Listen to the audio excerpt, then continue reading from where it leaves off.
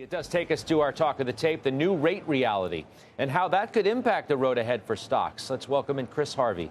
He's head of equity strategy at Wells Fargo Securities with us here at Post 9. It's good to see you. Welcome back. Good to see you, too. That's the story right now, right? I mean, the move back up in yields and the toll it's taking on stocks? It's the Trump trade, it's back up in rates, and it's earnings season. So it's all about who just reported last, what that means, and what narrative we're going to go with. But you're right. And the other thing is, we've had a heck of a rally here, so it's time for a little bit of give back. Why is it time for give back? I mean, isn't this rally based on the fact that the economy's good and the Fed's cutting? Yep. And you can say the move in yields is in part for the reasons you suggested, the reflation trade. Yep. But it's also because, look, the economy's good. Scott, that's all fair, right? And I think that all works longer term. But in the short term, typically what we see heading into a presidential election cycle is a bit of a risk-off, a bit of a sell-off.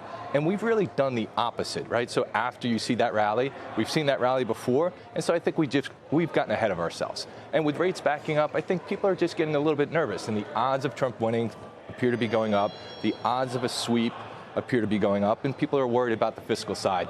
I'm not sure that's the right thing to do, but in the short term, a little bit of give back makes sense. Well, that's the thing, the fiscal side, like Rick Santelli was talking about a little while ago. We're worried about the deficit, right. Worried about rates getting a little bit away from us because of that. Whether it's Trump or Harris who ends up winning, policies that are both really deemed to be inflationary.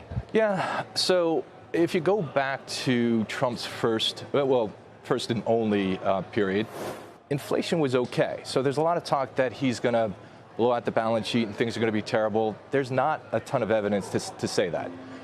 Do we have a fiscal problem? Yes, our fiscal house is not in order.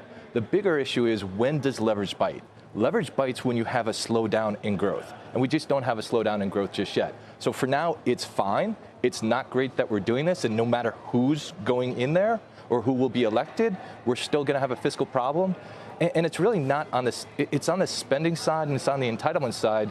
And we just have to get a better handle on that. So your target for the end of this year is 55.35. That's a good amount lower than where we are now. It is. So we have Why do you stick to that?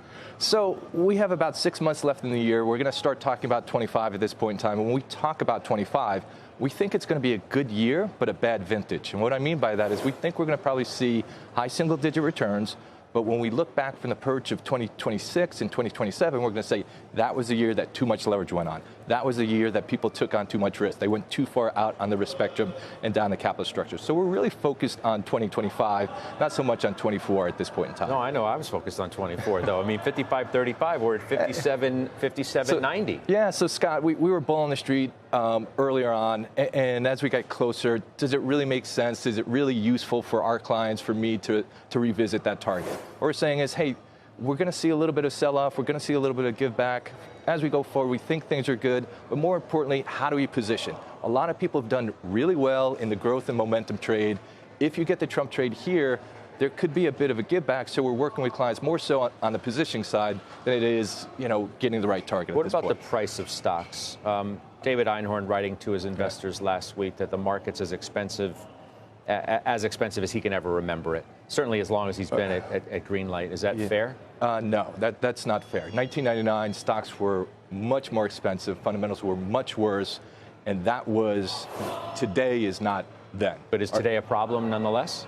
Today, things are expensive. Today, you need to be looking more for your best risk rewards. And you can't just close your eyes and just buy any stock at this point in time.